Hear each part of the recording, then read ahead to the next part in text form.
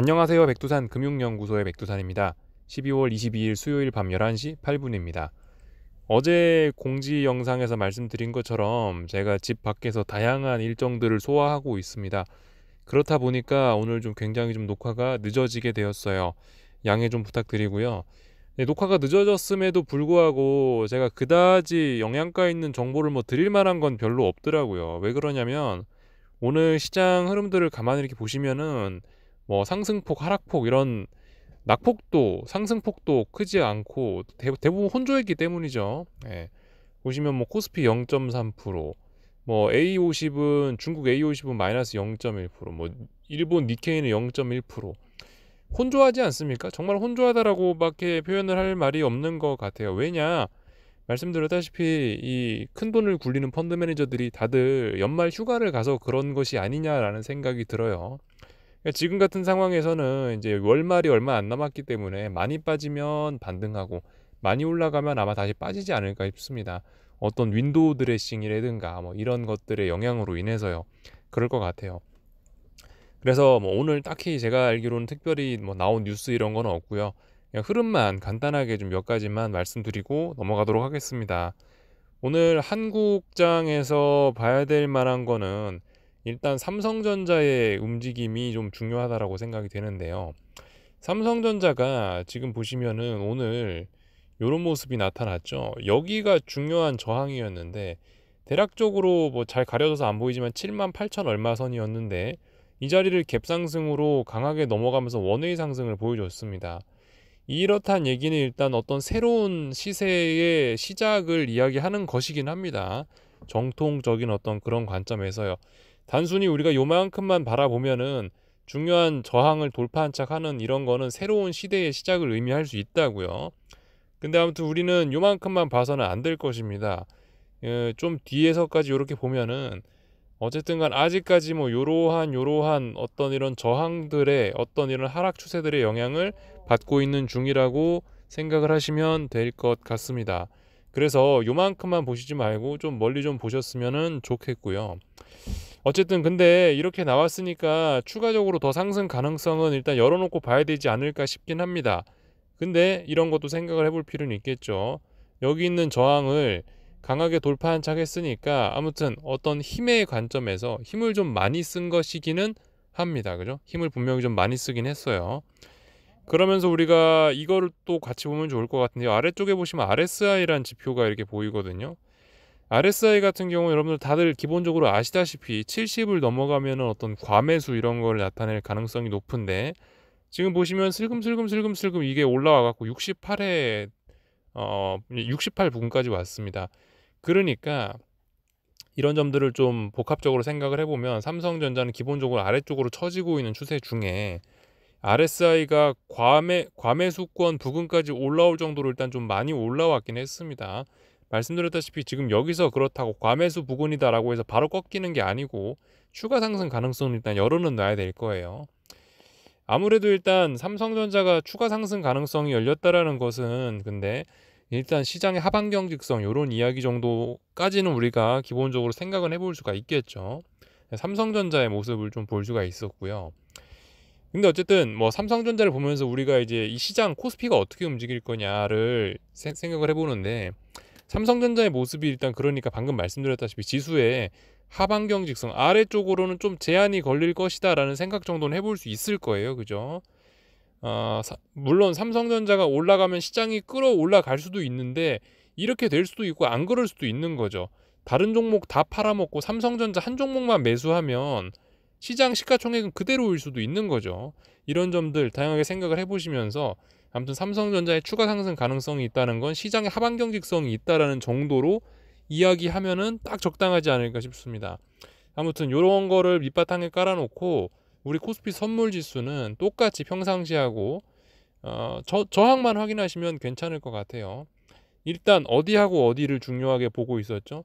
400이란 자리와 392란 자리를 어떤 중요한 자리로 보고 이렇게 제가 박스권이라고 일단 설정을 했었습니다. 오늘도 일단 그 자리를 결과적으로 테스트한 거죠.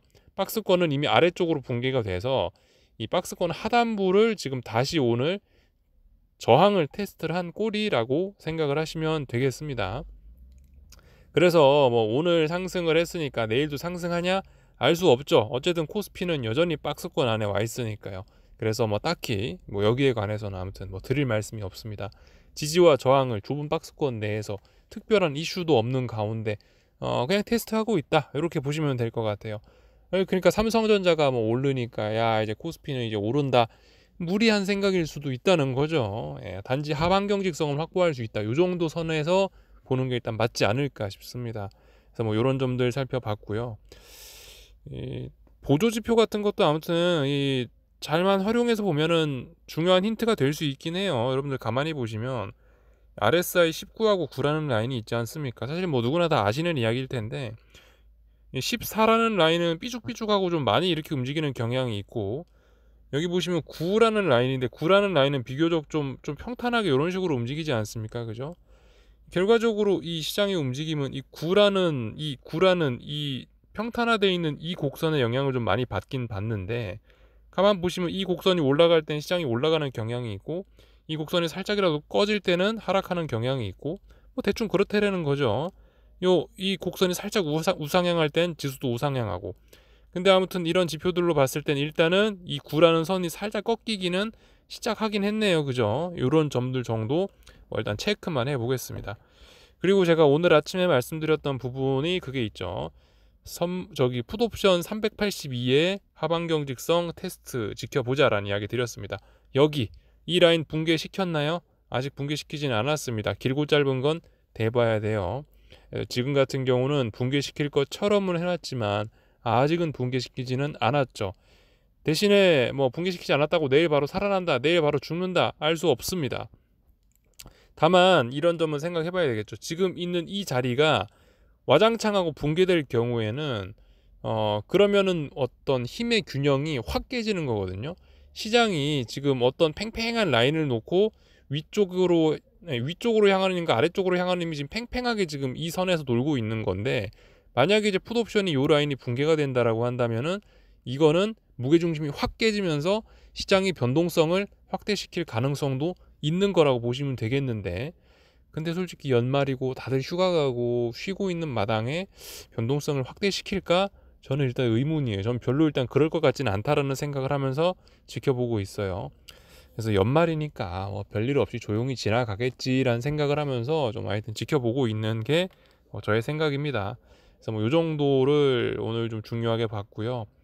뭐 코스닥 시장 코스닥 시장 이야기 안 한다고 너무 뭐 아쉬워하지 마세요. 이 코스닥 시장은 계속 이 박스권에 있기 때문에 제가 딱히 드릴 말씀이 없습니다.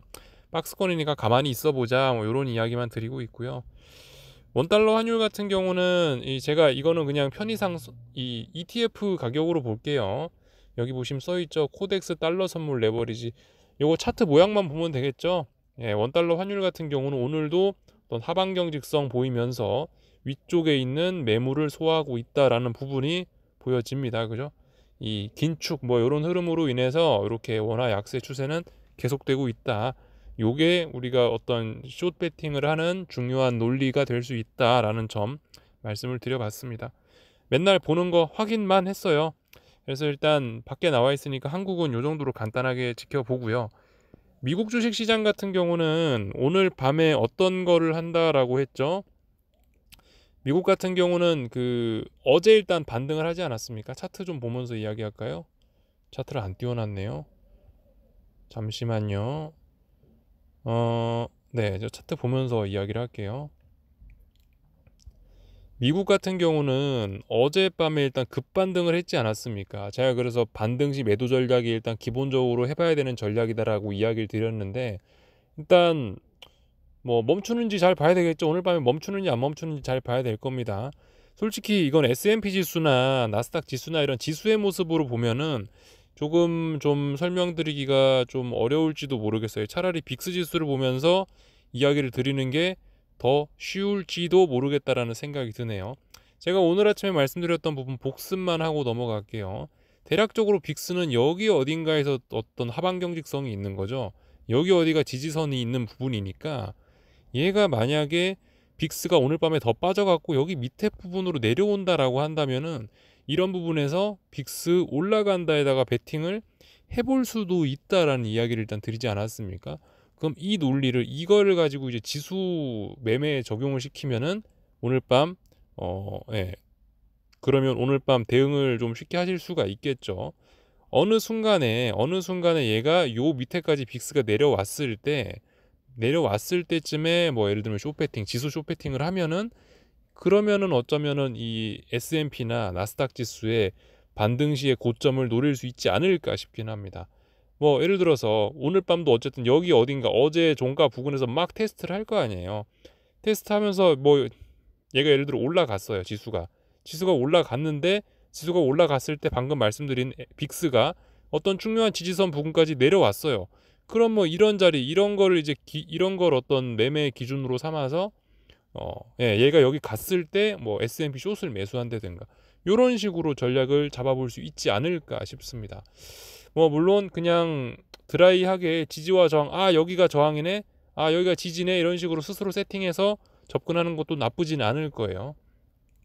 근데 아무튼 제 개인적인 생각은 오늘 밤은 좀 섣불리는 안 움직이셨으면 좋겠고, 만약 오늘 밤에 내가 굳이 뭔가 좀 뭘 해보고 싶다, 굳이 숏배팅을 해보고 싶다 하시는 분들은 오늘 장 마감할 때를 보셨다가 예를 들어서 뭐 그러니까 새벽 5시 반쯤 알람 맞춰 놓으시는 거죠. 알람 맞춰 놓고 새벽 5시 반에 일어났는데 여기서 음봉이 이렇게 뚝 떨어졌어요. 새빨갛게 음봉이 떨어지면 그러면 종가쯤에 가서 한번 숏배팅 해보는 거죠. 그런 정도의 플레이가 좋지 않을까 싶습니다. 뭐 좀 자신 있으신 분들은 뭐 진짜 오늘도 뭐 막 급등을 할 수도 있죠. 그런 때 이 급등할 때 숏배팅을 해볼 수도 있긴 있는데 솔직히 이런 거는 방금 말씀드렸던 제가 빅스하고 연동시켜서 생각을 해보면은 가능하기도 할 것 같은데 이런 건 솔직히 좀 어려울 것 같다라는 이야기, 난이도가 좀 있을 것 같다라는 이야기 아침에 드렸죠. 네, 그래서 일단 뭐 요런 거 정도로 살펴봤습니다. 근데 아무튼 오늘 솔직히 뭐 별일 없을 것 같다라는 생각이 좀 개인적으로 좀 들긴 들어요. 전반적으로 보면 다들 지금 뭐 쉬어가자 이런 느낌입니다. 독일도 유럽장 하여튼 그죠? 뭐 유럽장 대부분 다 낙폭이나 어떤 변동폭이 다 그렇게 크지가 않은 상황이에요. 그러니까 아마 오늘 뭐 쉬어가지 않을까 싶은 생각이 들고 말씀드렸다시피 오늘 22일이지 않습니까? 제가 알기로 제가 어젠가 말씀을 드렸었는데 지금 밖에 나와서 정확하게 기억이 잘 나진 않는데 아마 한국 시간으로 목요일 날 밤이었을 거예요. 목요일 날 밤에 그 미국에서 중요한 경제 지표들이 발표가 된다. 특히 그 중에 PC 지표가 발표되는데 요게 좀 중요하지 않겠냐라는 이야기를 드렸거든요. 요런 거 잘 보시면 좋지 않을까 싶습니다. 오늘 밤은 딱히 어떤 경제 지표 발표 요런 것도 없긴 하거든요. 그래서 아무튼 오늘 밤은 좀 편안한 밤들 보내시는 게 좋지 않을까 싶습니다. 그래서 여기까지 할게요. 오늘 좀 밖에 나와 있느라 좀 녹화가 좀 이렇게 좀 부실하게 진행이 됐습니다. 양해 좀 해주시고요. 근데 내일도 좀 이렇게 좀 진행될 것 같아요. 말씀드렸다시피 제가 계속 집 밖에 있어서요. 하여튼 빨리 일 처리하고 내일은 집에 들어갈 겁니다. 내일 저녁에는 아마 정상적으로 녹화할 수 있을 것 같아요. 그래서 여기까지 하겠습니다. 궁금한 거는 리플 남겨주시고요. 또 내일 아침에 뵙도록 하겠습니다. 여기서 마치겠습니다.